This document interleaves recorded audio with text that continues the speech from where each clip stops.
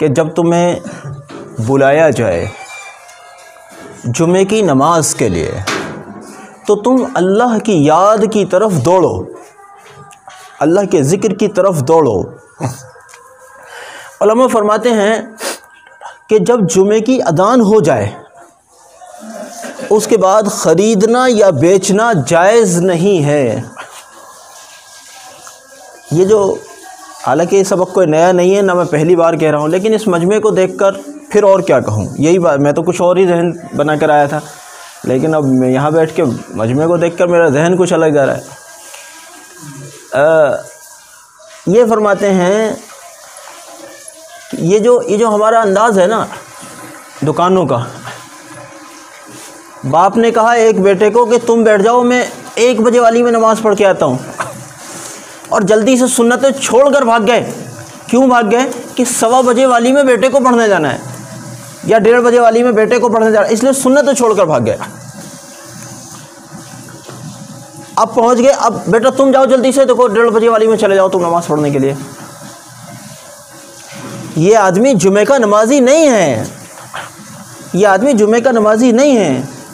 जुमे की नमाज का हक़ तो ये है, अज़ान जब हो अपनी दुकान को बंद कर दो, और दुकान को बंद करके अगर दुकान के अंदर कई लोग भी काम करते हैं, एक बाप है, एक बेटा है, कोई कारीगर है, कोई भाई है, कोई कुछ भी है, वो सब के सब एक साथ नमाज़ पढ़ने जाएं, दुकान बंद। ये है जुमे की नमाज।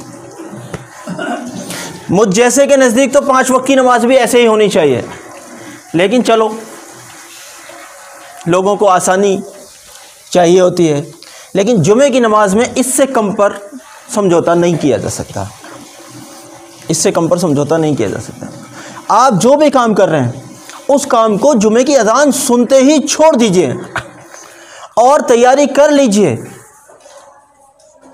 पहले अल्लाह वालों के यहाँ फजर की नमाज़ पढ़ने जाते थे और जुमे की नमाज़ पढ़कर लौटते थे, और आज का वक्त यह है कि अज़ान हुए एक ज़माना हुआ, आधा घंटा तकरीबन हो गया, 33 मिनट हो गए, और 33 मिनट होने के बाद मस्जिद खाली है। तो क्या जब इमाम मुसल्ले पर पहुंच जाएं उस वक्त में हमारे लिए नमाज का वक्त होगा? क्या हम उस वक्त आएंगे नमाज पढ़ने? और फिर वो भी नमाज कैसी होगी वो हम सबको पता। फिर यहाँ वज़ू खाने पर कोई शोर मचाएगा, कोई लाइन लगाएगा, किसी की सुन्नतें अदा हो पाएंगी और किसी की नहीं होंगी, और बाद की सुन्नतें तो अल्लाह के फजल से कम 90-95% लोगों पर माफ़ है। बाद की सुन्नतें तो बार बार कहने के बावजूद बाद की सुन्नतें तो ऐसा लगता है बस ख़त्म। हफ्ते में जैसे तैसे आज आए थे, 2 रकात फ़र्ज़ पढ़े, क्योंकि पहले वाली इसलिए नहीं पढ़ सके कि लेट आए, बाद वाली पढ़नी नहीं है क्योंकि वो माफ़ है। अब 2 रकात नमाज जुमा पढ़ी और भाग गए, 2 रकात नमाज जुमा पढ़ी और भाग गए। अब वो नमाज कैसी नमाज है फिर अब हम सभी सोच लें। मेरे भाइयों, कम से कम जुमे के मुसलमान तो हम बने ही रहें। अरे अगर 5 वक्त का मुसलमान बनना भी अब हमारे मुक़द्दर में नहीं है तो कम से कम जुमे के नमाजी तो। बहरहाल मेरे भाइयों, ये जो मस्जिदें वीरान पड़ी हैं ना, ये असल में हमारी तरबियत का खमियाजा है। हमें हमारे माँ बाप ने तरबियत नहीं की, हमारी तरबियत अच्छी नहीं हुई, इस वजह से हमारी मस्जिदें वीरान हैं। क्या मतलब है इस बात का? हमारी तरबियत हमारे माँ बाप ने कैसे ख़राब की, मैं बताता हूँ।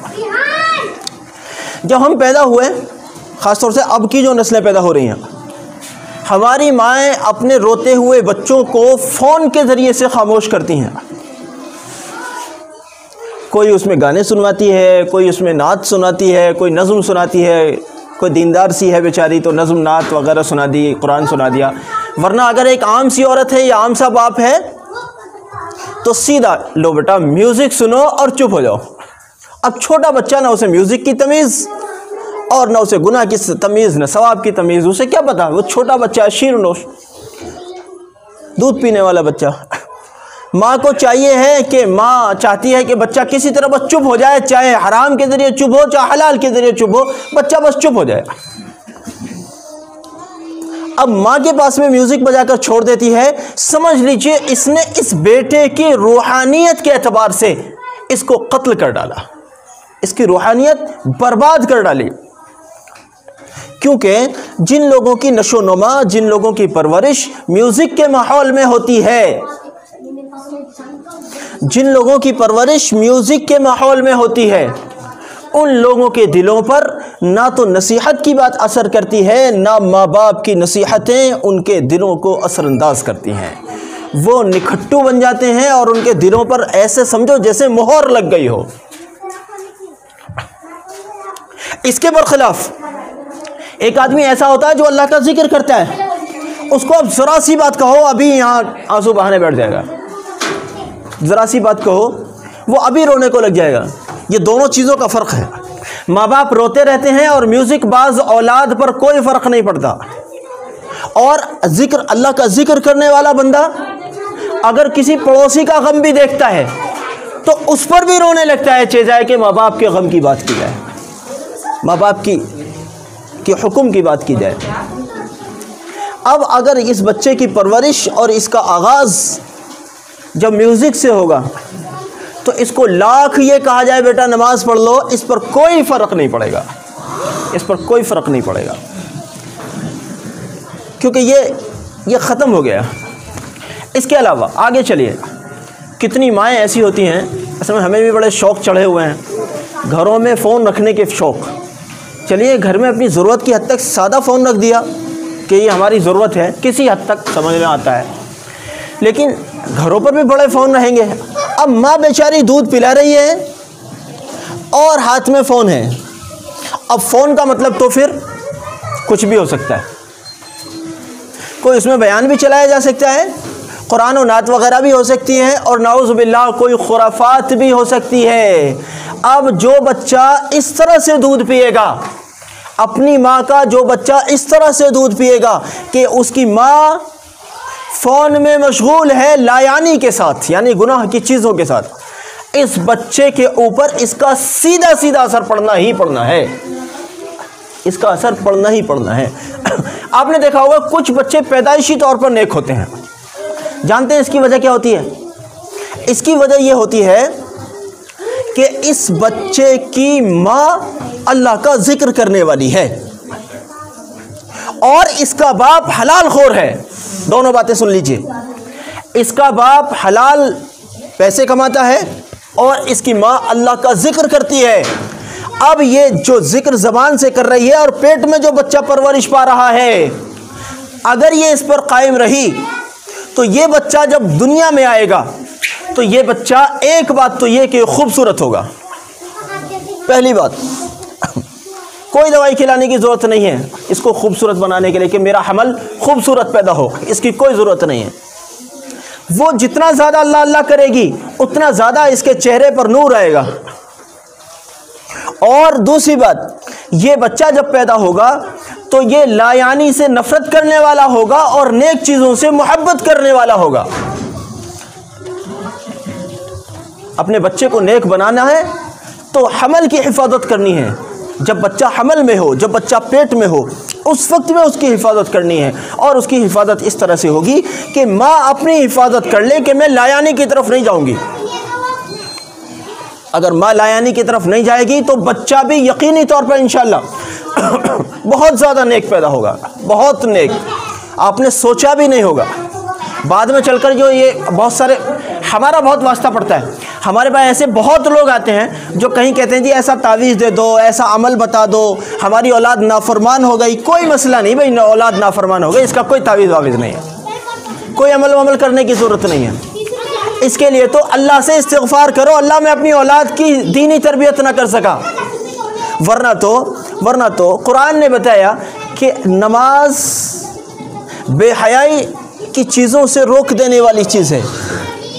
और हदीस में ये हुक्म था कि जब बच्चा 7 बरस का हो जाए, जब बच्चा 7 बरस का हो जाए तो उस बच्चे को नमाज का हुक्म करो, और जब वो 10 बरस का हो जाए नमाज न पढ़ने पर उसके साथ सख्ती से पेश आओ। आपने देखा है अगर बीवी साहिबा ने एक दिन वक्त पर खाना बनाकर नहीं दिया,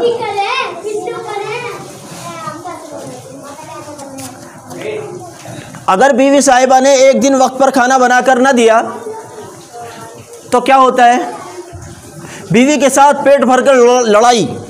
हालांकि बीवी की ड्यूटी नहीं है कि आपको खाना बना कर दे, यह उसका एहसान है कि आपको खाना बना कर देती है, यह उसकी ड्यूटी नहीं है शरई तौर पर, लेकिन बहरहाल वो खाना बना के देती है, माशरे का रवाज है। अब अगर वो एक दिन खाना बनाकर नहीं देती जबकि ये उसकी ड्यूटी नहीं है तो उसके साथ मार पिटाई तक की नौबत आती है। लेकिन अगर वो एक दिन नमाज ना पढ़े, रोज़ा ना रखे, कोई फ़र्क नहीं, कोई फ़र्क नहीं। बच्चा ट्यूशन ना जाए, स्कूल ना जाए, हज़ार किस्म की बातें सुना दी जाती हैं। मैं बड़ी मेहनत से कमा कर लाता हूँ, तुम्हारी फ़ीस भरता हूँ, तुम्हें खिलाता हूँ, ये करता हूँ, वो अल्लाह जाने जिस घर का जैसा माहौल, वो अपने अपने माहौल के एतबार से इतनी सारी बातें सुना देते हैं। लेकिन अगर बेटा फजर की नमाज में ना उठे, कोई मसला नहीं, कोई मसला नहीं। और अब सर्दी आ रही है, सर्दी में तो बेटे को अगर उठ भी जाए तो बेटा सो जा, सर्दी लग जाएगी, नमाज छूट जाए कोई मसला नहीं। अब अगर बचपन से उसको नमाज छोड़ने की ही तरबियत दी गई, यानी नमाज छोड़ने पर उसको कोई तंबीह न की गई, तो जब वो बड़ा हो जाएगा तो फिर यही हाल होगा मस्जिदों का जो अब हो रहा है हमारी मस्जिदों का हाल। इसकी वजह यह नहीं है कि साहब बयानात बंद हो गए, दीन की बातें बंद हो, नहीं, दीन की बातें बंद नहीं हुई, बयानात बंद नहीं हुए। असल बात यह है जब हमारा बच्चा 7 बरस का होता है उस वक्त हम उसको नमाज का हुक्म नहीं करते। यहाँ से चलती है बीमारी यहाँ से चली है। अगर हमने 7 बरस के बच्चे को नमाज पर डाला होता, और जुल्म किया है मस्जिद वालों ने भी, यहाँ मुझे बड़ी शिकायत रहती है। अगर बच्चे ज़रा सा मस्जिद में आकर शोर कर दें, माँ बाप बाज़ औक़ात ऐसे भी होते हैं बेचारे, माशाल्लाह भेजते भी हैं, सब एक से नहीं होते ना, बहुत अच्छी माएँ भी होती हैं, बहुत अच्छे बाप भी होते हैं, सब तरह के लोग नहीं हैं। अब जो अच्छी माँ और अच्छे बाप होते हैं वो बच्चों को मस्जिदों में भेजते हैं, और उन नमाजियों का हाल जो नमाज में होते ही नहीं हैं, माफ़ करें मुझे नमाजी, जो नमाज में होते ही नहीं हैं, इन बच्चों के शोर की वजह से, इन दिखावे के जो जाहिर में नमाज में खड़े हुए हैं मगर ये नमाज में नहीं होते, इन बेचारों की नमाज इन बच्चों के शोर की वजह से ख़राब हो गई। और फिर पहला काम ये क्या करते हैं? पहला काम ये करते हैं, सलाम फिरने के बाद जो मसनून दुआएं इनको पढ़नी चाहिए थी वो सब ख़त्म, क्योंकि याद ही नहीं है। पहली बात तो याद ही नहीं है। अब वो सारी मसनून दुआएं ख़त्म, इनको बस एक काम याद आता है, इन बच्चों को इसको इधर मारा, उसको उधर मारा, इसको माँ की गाली, इसको बहन की गाली, इसको बाप की गाली, भागो यहाँ से, दोबारा नहीं आना।